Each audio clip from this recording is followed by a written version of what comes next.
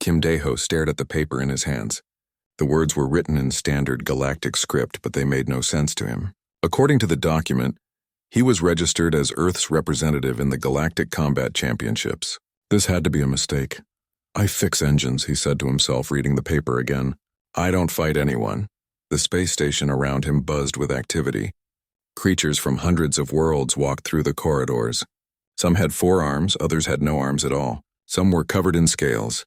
Others seemed to be made of living crystal. All of them looked like they could break him in half without trying. Daeho was not a big man. He stood average height for a human, with calloused hands from years of working on mining equipment. His black hair was always messy, and his clothes were simple work gear. He looked nothing like the other beings preparing for combat. "You must be the human," a voice said behind him. Daeho turned around. A woman in a neat blue uniform stood there. She had the confident look of someone important. Her name tag read, Park So-jin, Earth Diplomatic Corps. "Yes, but there's been some kind of mistake," Daeho said, holding up the paper. "I'm not supposed to be here." Park So-jin took the paper and looked at it. Her face grew worried. "Oh no, this is very bad. Can't you just tell them it's wrong?" "It's not that simple," she said. "Once someone is registered, they have to compete or Earth gets banned from all future tournaments. It would be a huge insult to withdraw now." Daeho looked around at the alien creatures again. A massive insect-like being walked by, its shell gleaming under the lights. Another creature that looked like walking smoke drifted past them. "But I'll die," Daeho said. "Maybe not," another voice said. A tall man in military uniform approached them. "Lee Wubin, Earth Defense Force. I've been watching the other competitors. Most of them are all show." Wubin was everything Daeho was not. Tall, muscled, and confident. His uniform was covered with medals and badges. He looked like he could fight anyone and win. "You should be the one competing," Daeho said. "Can't. I'm not registered." "You are?" Wubin looked at the paper again. "Besides, I've been reading about you. You grew up on Titan Colony, right? High-gravity mining world." "Yes, but what does that matter?" "Might matter more than you think." The 3 humans made their way to the tournament registration area. The space was enormous, with a dome ceiling that showed the stars outside. Hundreds of species gathered in groups, each showing off their natural weapons and abilities. The Vextar delegation caught everyone's attention. They were tall, crystalline beings that seemed to glow from within. When they moved, energy crackled around their bodies. They had won the tournament for the last 50 years. "Energy manipulators," Wubin explained. "They can channel electricity and heat through their crystal bodies. Very deadly." Near them stood the Kef warriors. These insect-like beings had natural armor that could stop bullets. Their limbs ended in razor-sharp claws that could cut through steel. They made clicking sounds when they talked like giant beetles. "Physical combat specialists," Wubin said. "Their shells are nearly impossible to break." On the other side of the room, the Isle Moth floated in special containers. They looked like clouds of colored gas, but Daeho could feel them watching him. It made his head hurt.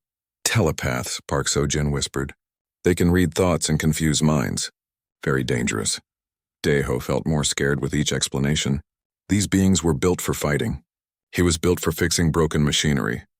"Attention all competitors," a voice announced. The sound came from everywhere at once. "Please report to your assigned preparation areas. The opening ceremony begins in 1 hour." Other beings moved with confidence toward their areas. They talked about strategy and showed off their weapons. Some practiced their techniques, filling the air with energy blasts and the sound of clashing claws. Daeho's preparation area was small and plain. It had basic equipment and a simple bench. Compared to the elaborate setups of other species, it looked like a supply closet.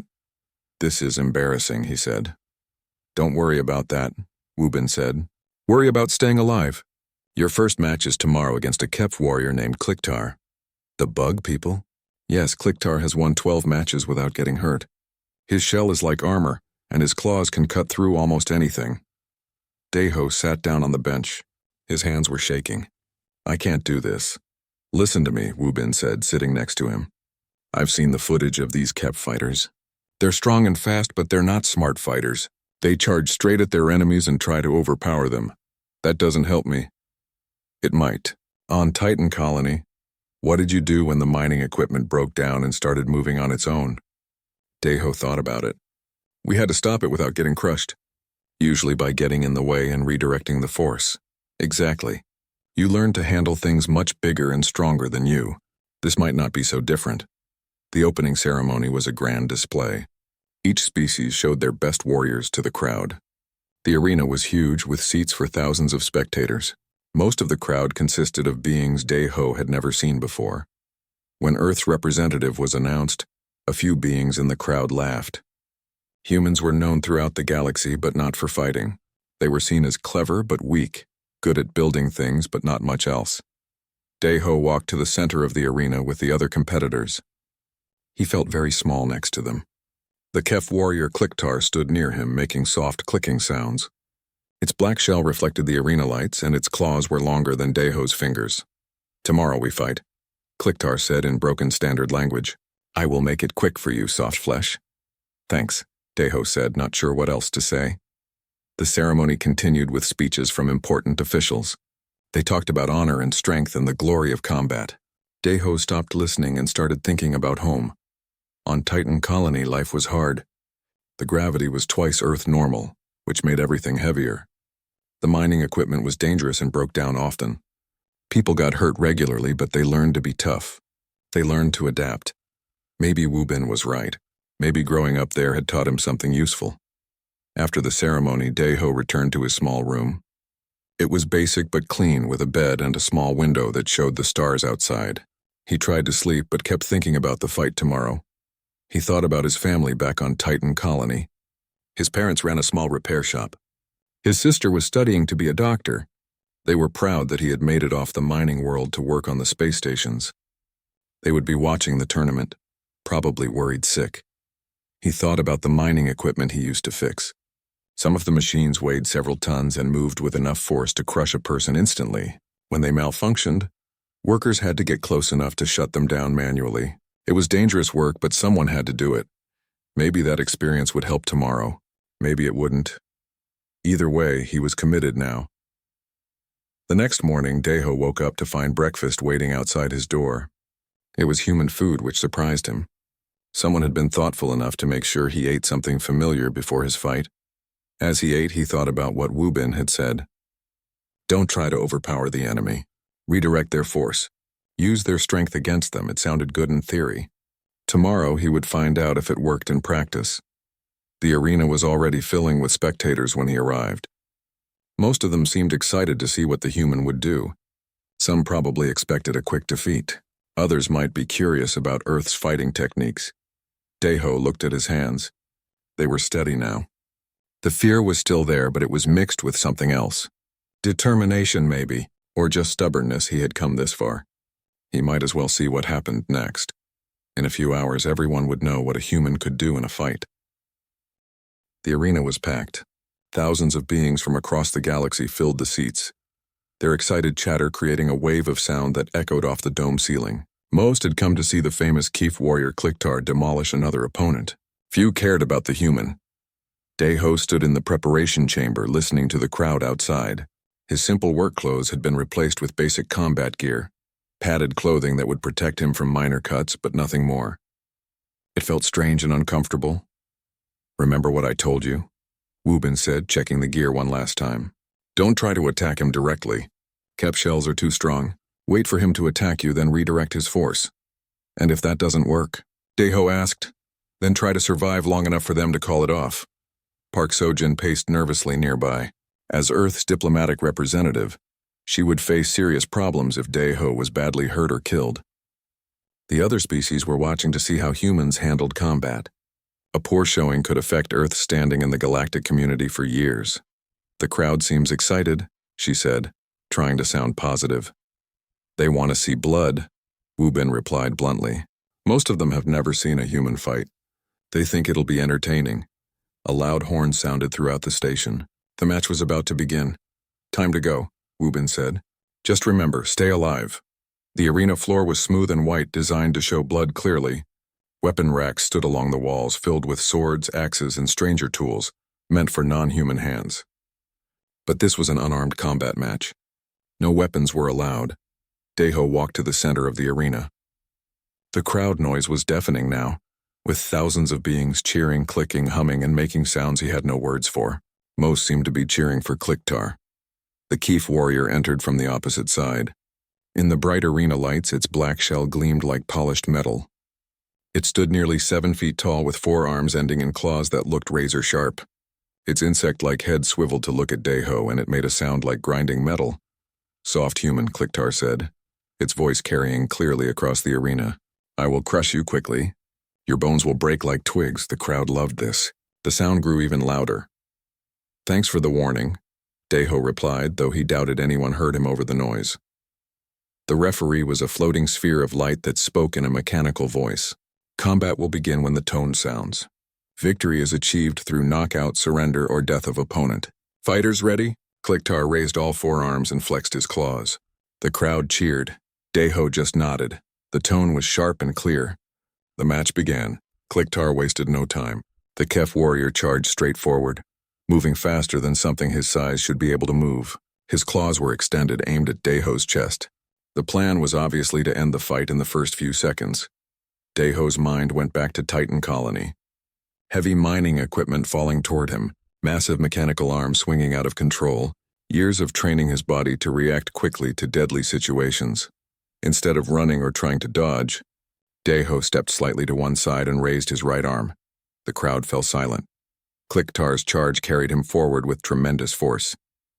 His razor-sharp claws, which had cut through steel in previous matches, struck Deho's forearm. The sound was like a bell being struck. Kliktar's claws shattered. The Keef warrior stumbled backward, looking at his broken weapons in confusion. Dark fluid leaked from his damaged limbs. The crowd was completely quiet now, trying to understand what they had just seen. Deho looked at his arm. There was a scratch on the padding, but the skin underneath was unbroken. His arm felt fine. A little sore maybe, like he had been hit with a stick. "Impossible," Kliktar hissed. "Human flesh is weak, fragile." "Sorry," Deho said. He genuinely felt bad for the alien warrior. Kliktar circled around, studying his opponent with new respect. His remaining claws were shorter, but still dangerous. This time he approached more carefully, but the damage to his primary weapons had changed everything. Without his razor-sharp claws, Kliktar had to rely on brute strength. He grabbed for Deho with his powerful arms, trying to crush him. Deho had dealt with this kind of problem before.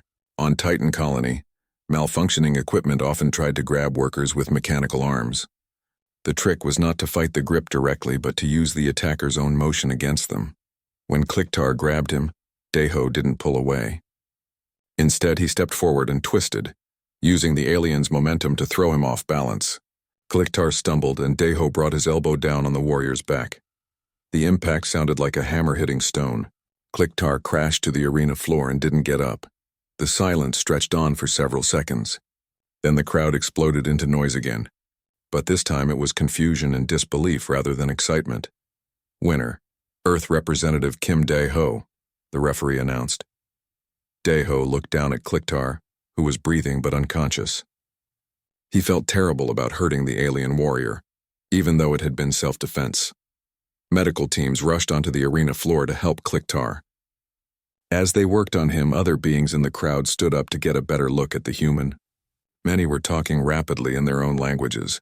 Some were pointing at Dae-ho's arm. Woo-bin and Park So-jin ran down from the viewing area. "How did you do that?" Park So-jin asked, examining Dae-ho's forearm. "There was barely a mark on it." "I don't know," Dae-ho said honestly. "I just blocked like I always do when something heavy is coming at me." "That something had claws that could cut through steel," Woo-bin said. "They shattered on your arm like glass." More beings were gathering around them now. Scientists, doctors, and combat experts from dozens of species wanted to examine the human who had done the impossible. A tall, crystalline Vextar approached them. Energy sparked around its body as it moved. "I am Kelvex, combat analyst for the tournament. We must examine this human immediately. What he did should not be possible." "What do you mean?" Park So-jin asked. "Kef claws are among the hardest natural weapons in the galaxy. They can cut through most known materials. For them to shatter on contact with flesh..." Kelvex paused, energy crackling more intensely around its crystal body. "This suggests your species has abilities we do not understand." Other experts nodded in agreement. A multi-armed being with scanning devices was already taking readings of Dae-ho's arm. A floating jellyfish-like creature hovered nearby, its tentacles glowing as it performed some kind of analysis. I just grew up on a heavy gravity world, Deho said. We had to be tough to survive. Heavy gravity alone cannot explain this, Kelovex replied. We have studied many species from high gravity worlds. None developed this level of durability. The crowd was getting louder and more agitated. Some beings were calling for the match to be reviewed. Others demanded to know how humans had hidden such abilities. A few were already talking about the implications for future conflicts. We need to get you out of here, Park Sojin said. Looking at the growing crowd, this is becoming a diplomatic situation. As they made their way toward the exit, Deho heard fragments of conversation in standard galactic language. Impossible for primitive species must be genetic modification. What else are they hiding? Military applications. The excitement in the arena was turning into something else. Fear, maybe, or suspicion. In the preparation chamber, more experts waited with scanning equipment and data tablets. They wanted to understand exactly what had happened and how. This is just the beginning, Wubin said quietly to Park Sojin. If word of this gets out, every military power in the galaxy will want to study humans. And if they find out this isn't even close to our limits? Park Sojin didn't finish the thought. Deho sat on the bench, still trying to understand what had happened. He had blocked an attack, just like he had done thousands of times on Titan Colony. Why was everyone so excited about it? Outside, the crowd was still talking. The news was already spreading throughout the station and beyond. Within hours, beings across the galaxy would know that a human had shattered Keef Claws with his bare arm. The tournament would continue, but everything had changed. The human was no longer seen as a weak curiosity. He was something new and potentially dangerous, and Deho still had 4 more fights to win. The news traveled fast. By the time Deho woke up the next morning, beings from across the galaxy were talking about the human who had shattered Keef Claws. Video recordings of the match played on news channels in hundreds of languages. Scientists argued about what they had witnessed. Military leaders asked uncomfortable questions. Deho found a crowd of reporters waiting outside his room. They pushed forward with cameras and recording devices, shouting questions in languages he didn't understand. Security guards had to clear a path for him to reach the dining area. Mr. Kim, is it true that humans have been hiding their combat abilities? How long has your species been preparing for war? Are you really just an engineer or are you a trained soldier? Deho kept walking, saying nothing. Park Sojin appeared at his side, guiding him through the crowd. No comments, she told the reporters firmly. Mr. Kim is here as an athlete, not a military representative. They reached the human dining area, which had been cleared of other beings. Only Wubin and a few other Earth personnel were there. Even so, Deho could see alien faces pressed against the windows, watching his every move. This is getting out of hand, Park Sojin said, sitting down across from him. The Galactic Council has called an emergency session. They want to investigate you. Investigate me for what? Cheating. Genetic modification. Military deception. Take your pick. She looked tired, like she hadn't slept. 3 different species have filed formal complaints. They claim humans must have used illegal enhancement to achieve what you did. Wubin poured himself coffee with steady hands. The KIP delegation is the loudest. They can't accept that their perfect warrior was defeated by what they consider a primitive species. What does that mean for me? It means you're going to be tested, Park Sojin said. Extensively. They want to examine your body, your blood, your genetic structure. Everything. A new voice interrupted them. That process has already begun. They turned to see a being they didn't recognize. It looked somewhat like a human, but taller and thinner, with pale blue skin and large eyes. It wore the official robes of a Galactic Council investigator. I am Examiner Yelnath, it said, bowing slightly. I have been assigned to determine the truth about Mr. Kim's abilities. I hope you will cooperate fully. Do we have a choice? Park Sojin asked. The alternative would be immediate disqualification and a formal accusation of deception against your entire species. I believe cooperation would be preferable. The examination took place in the station's medical center. Deho lay on a table while dozens of alien scientists and doctors worked around him. They took blood samples, bone density readings, and genetic scans. They measured his muscle fibers and nerve responses. They tested his reflexes and reaction times. Through it all, Deho tried to stay calm. But the attention made him uncomfortable. He was used to working quietly in the background, fixing things that broke. Now he was the center of galactic attention. Remarkable, muttered Dr. Hanji Wu, the human scientist who had arrived to observe the tests. She was young but brilliant, with degrees in xenobiology and biomechanics. Your bone density is nearly twice normal human levels. Is that bad? Not bad. Adaptive. Your bones have become incredibly dense and strong in response to high gravity conditions. But it's more than that. She pointed to a display showing his muscle structure. Your muscle fibers are arranged differently too. They're more compact, more efficient. Examiner Yelnath studied the readings with interest. These modifications appear natural, not artificial. But the degree of adaptation is unusual. How unusual? Park Sojin asked. Most species adapt to their environment over thousands of generations. This level of change typically takes much longer. A Vextar scientist named Kelvex joined the discussion. Energy crackled around its crystal body as it examined the data. The human nervous system shows unusual coordination patterns as well. When he moved to block the Kef warrior's attack, hundreds of muscle groups activated simultaneously. What does that mean? Diho asked. Dr. Han answered. It means your body automatically coordinated a complex defensive response. Your arm didn't just block the attack, your entire body contributed to stopping it. Your legs, back, core muscles, even your breathing, all work together to create maximum resistance at the point of impact. I just raised my arm. You thought you just raised your arm. Your body did much more without you realizing it. The tests continued for hours.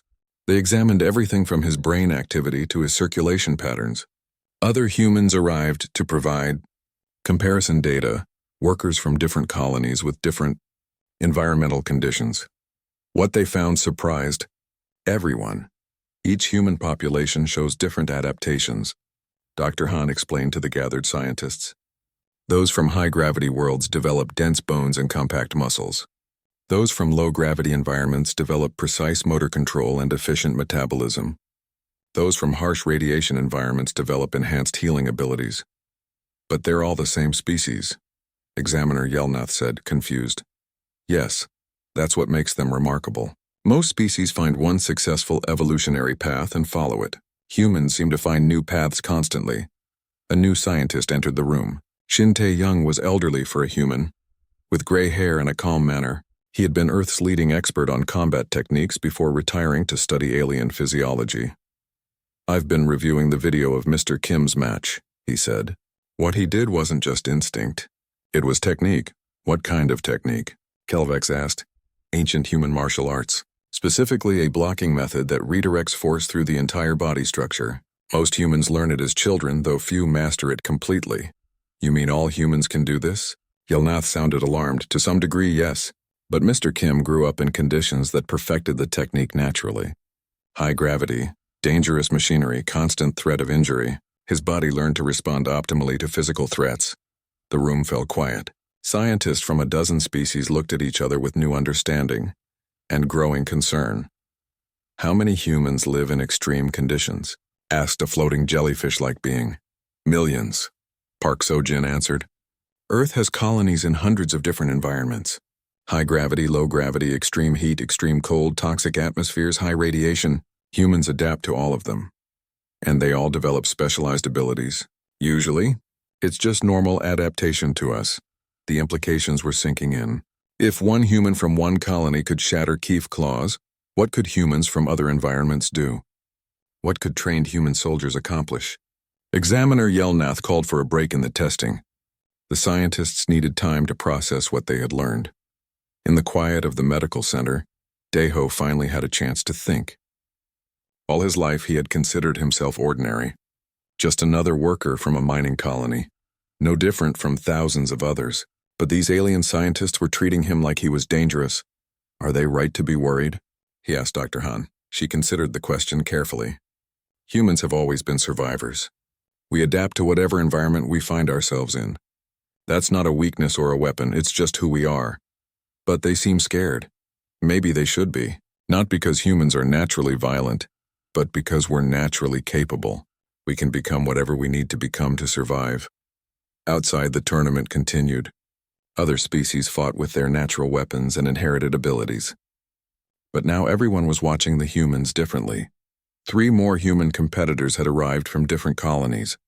Yang Hye-jin came from a water world where humans had developed incredible reflexes. Choi Min-ho came from a desert planet where humans learned to conserve energy and strike with perfect efficiency. Jang Subin came from a low-gravity asteroid mining station where precision was everything. Each of them looked ordinary. Each of them had grown up thinking their abilities were normal. Each of them was about to show the galaxy something new about human potential. The tests would continue, but the questions were already changing. It wasn't just about whether Daeho had cheated. It was about what humanity represented as a species. And that was a much more complicated question to answer. The galaxy was beginning to realize that they had underestimated humans completely. The quiet species that fixed their machines and built their stations was capable of much more than anyone had imagined.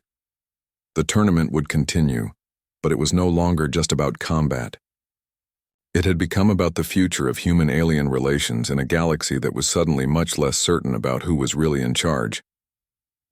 The emergency session of the Galactic Council was unlike anything in recent history. Representatives from hundreds of species filled the massive chamber, their voices creating a storm of sound that echoed off the crystal walls. At the center of it all sat the question that had brought them together: what to do about humans. Park So-jin stood at the speaker's podium, facing thousands of alien beings who suddenly viewed her species very differently.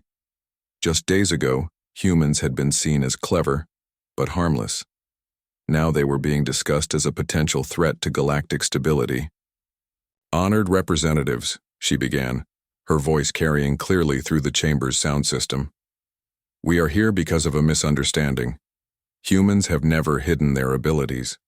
We have simply never been asked to demonstrate them." A Keef representative clicked angrily.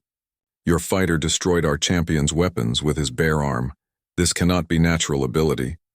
"Yet all our tests confirm it is exactly that," replied Examiner Yelnath from his position near the council leaders.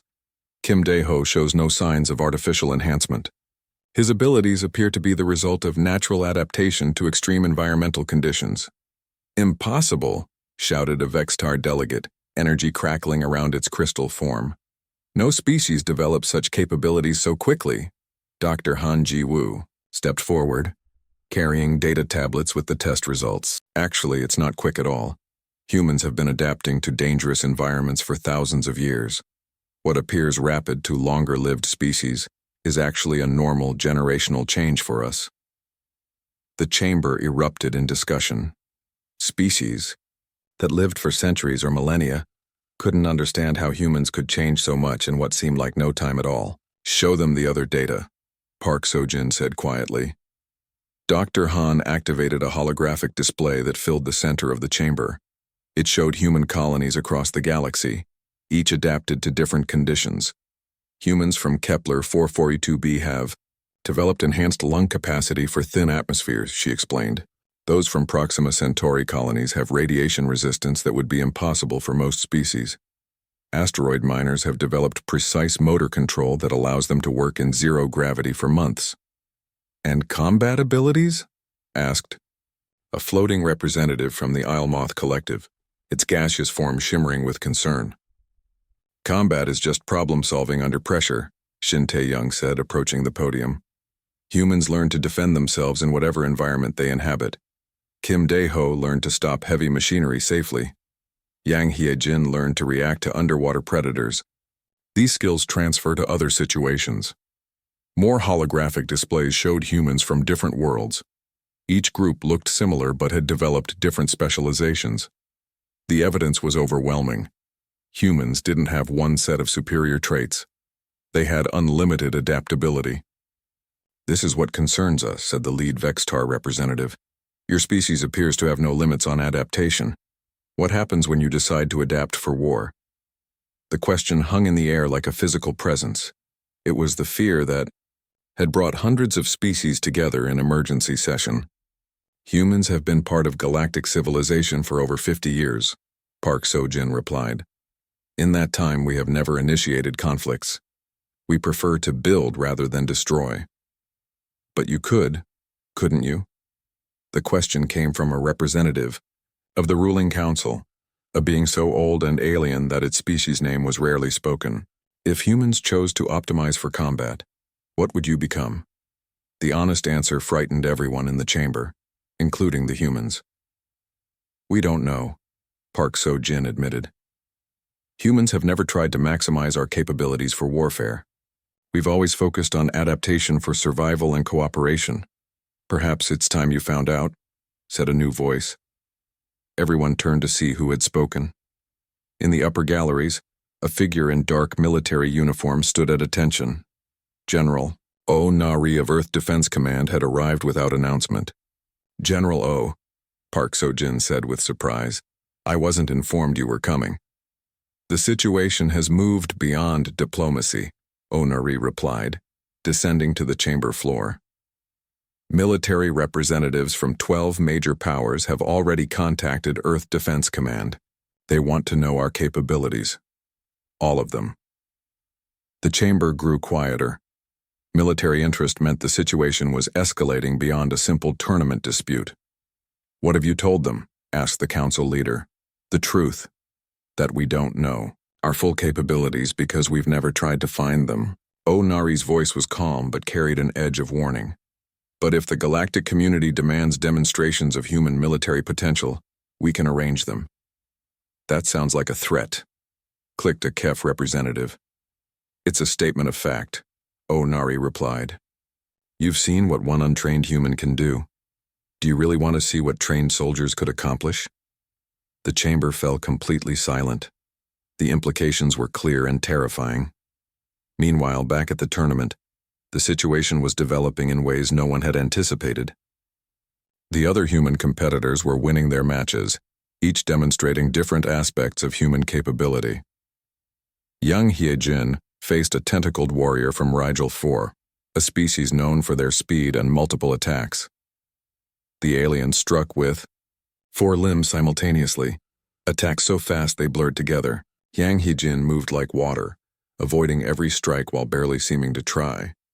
When she finally counterattacked, it was with such perfect timing and precision that her opponent was unconscious before hitting the ground. Choi Min-ho fought a crystalline berserker that could channel heat through its body, making it too hot to touch. Instead of avoiding the heat, Min-ho absorbed it somehow, drawing the energy out of his opponent until the crystalline being became brittle and cold. One precise strike shattered it like glass. Jang Soo-bin faced a gaseous opponent that could become intangible at will. Every attack passed through it harmlessly, while it could solidify instantly to strike back. Soo-bin solved this by predicting exactly when and where the opponent would solidify, striking at those precise moments with mathematical accuracy. Each victory was analyzed by scientists and military experts. Each demonstrated a different aspect of human adaptability. The pattern was becoming clear. Humans didn't just adapt to environments, they adapted to challenges of any kind. 4 different humans, 4 completely different fighting styles, observed Examiner Yelnath as he watched the recordings, each one perfectly suited to defeating their specific opponent. "That's the point," Dr. Han explained. "Humans don't have one optimal form.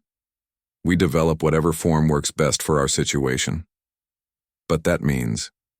Yelnath paused, understanding the implications. "That means humans could theoretically adapt to defeat any opponent, given enough time and motivation." "Theoretically, yes." Back in the council chamber, representatives were reaching the same conclusion. Species that had dominated the galaxy for millennia were facing the possibility of being surpassed by relative newcomers. "What do you propose?" asked the council leader. General O. Nari stepped forward. "Earth proposes a simple solution. Recognize human capabilities officially and establish protocols for their use. We don't want to hide our abilities, but we also don't want them to be seen as threats. And if we refuse, then you'll continue to be surprised by what humans can do. And surprise in military terms is usually disadvantageous." The chamber erupted in discussion again. Some representatives wanted to restrict human activities immediately. Others argued for cooperation and study. A few suggested that humans should be given special status in recognition of their unique capabilities. "We need time to consider this," the council leader announced. "The tournament will continue, but under special observation We must understand the full scope of human abilities before making any decisions. As the session ended, beings from across the galaxy began making their own plans. Some wanted to study humans more closely. Others wanted to recruit them as allies. A few were already considering them as potential enemies. The tournament that had started as entertainment had become something much more significant. It was now a demonstration of human potential that would reshape galactic politics for generations to come. And there were still matches to be fought.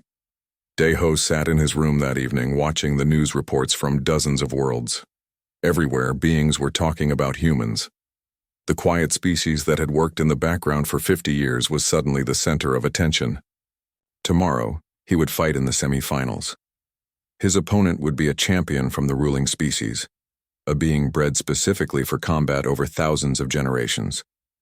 Everyone wanted to know if human adaptability could overcome that level of specialized evolution. Soon they would have their answer. The final match was unlike anything the galaxy had ever seen. The arena was packed beyond capacity, with beings from thousands of worlds watching either in person or through broadcast networks that reached every corner of civilized space. This was no longer just a tournament. It had become the event that would define human-alien relations for generations. Daeho stood in the preparation chamber, trying to calm his nerves. In 30 minutes, he would face Zephistel, the greatest champion in tournament history. The alien had won 47 consecutive matches over the past century, defeating opponents from every major species in the galaxy. "Remember," Wubin said, checking Daeho's gear one final time. "Zephistel has been bred for combat for thousands of generations. Perfect reflexes, optimal muscle distribution, enhanced sensory capabilities. He's everything evolution can create for fighting." "That's not helping," Daeho replied. "But he's never faced a human," Dr. Han added, reviewing her data tablets. "All his training, all his evolution has been focused on known alien physiology. You're something completely new." Park Seo-jin entered the chamber looking tired but determined. "The Galactic Council is watching this match directly. Whatever happens here will influence their final decision about humanity's place in galactic society." "No pressure," Daeho muttered. Outside, the crowd was a mixture of excitement and tension. Representatives from every major government sat in special viewing boxes. Military analysts filled an entire section. Recording devices focused on every angle of the arena. Scientists had set up monitoring equipment to measure forces, speeds, and energy outputs during the fight.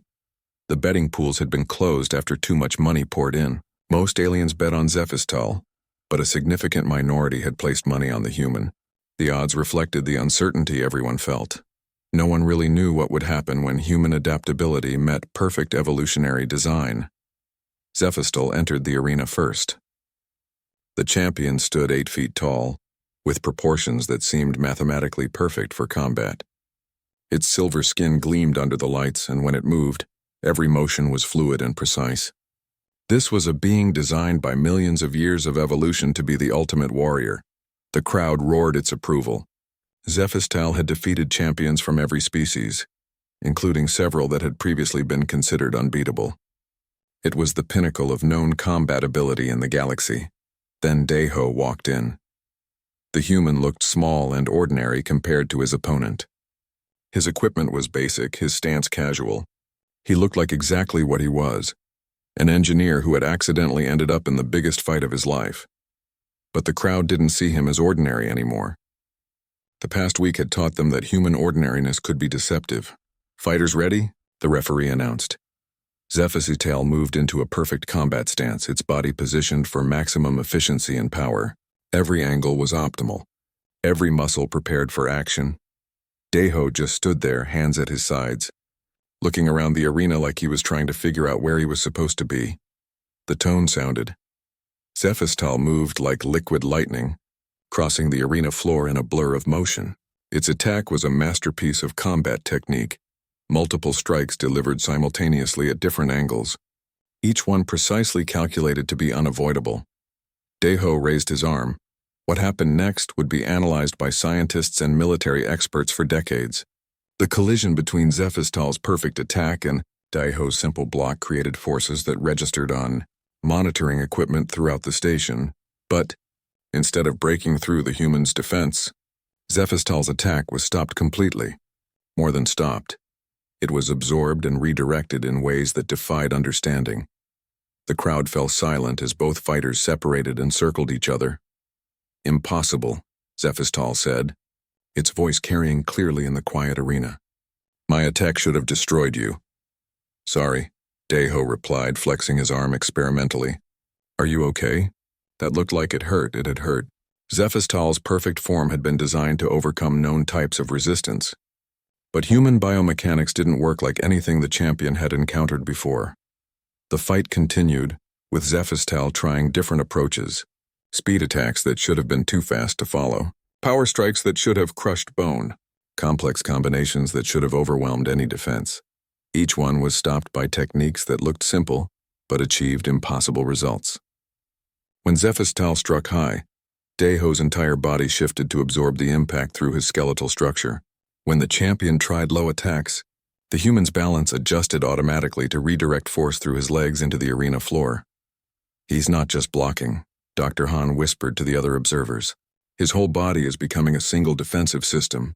Every impact is distributed across his entire structure." "That should be impossible," replied a Vextar scientist. "No single nervous system can coordinate that many variables simultaneously. Human nervous systems can. They have to survive in the environments where they live." As the match progressed, something even more remarkable began to happen. Deho was learning.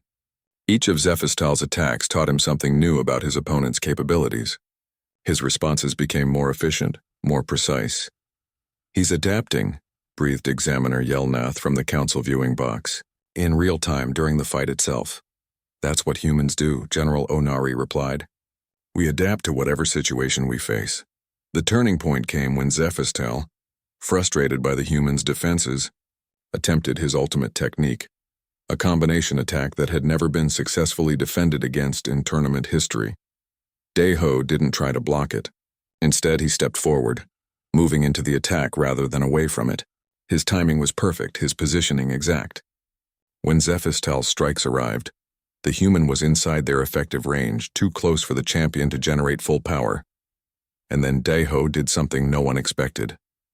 He gently placed his hand on Zephestal's chest and pushed. It wasn't a violent strike or a crushing blow.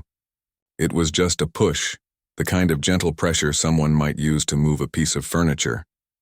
Zephestal flew backward across the arena and crashed into the wall. The champion tried to get up, struggled for a moment, then collapsed unconscious. The arena was completely silent. "Winner," the referee announced in a mechanical voice that seemed too quiet for the moment. Earth Representative Kim Dae-ho. The silence stretched on for several more seconds. Then the crowd exploded into noise that shook the entire station. In the council viewing box, representatives from hundreds of species stared at the arena floor where an ordinary human engineer stood over the greatest combat champion in galactic history. "How much force was in that push?" asked the council leader. "According to our sensors," replied a technician, "approximately 50,000 pounds per square inch. Delivered with perfect precision to the optimal impact point." 50,000 pounds? How is that possible? "The human's entire body contributed to the force," Dr. Han explained, studying her readings. "Every muscle, every bone, every joint worked together to focus maximum power into a single point of contact. It's like he became a single, perfectly efficient machine for that one moment." The implications were staggering. If one untrained human could generate that much focused force, what could a trained military unit accomplish? The emergency council session that followed was brief and decisive. "The Galactic Council hereby establishes the human combat restriction protocols," announced the council, leader to the assembled representatives.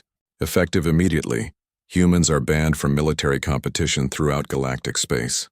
Furthermore, human combat techniques are classified as strategic weapons and subject to the same restrictions as energy cannons and antimatter devices.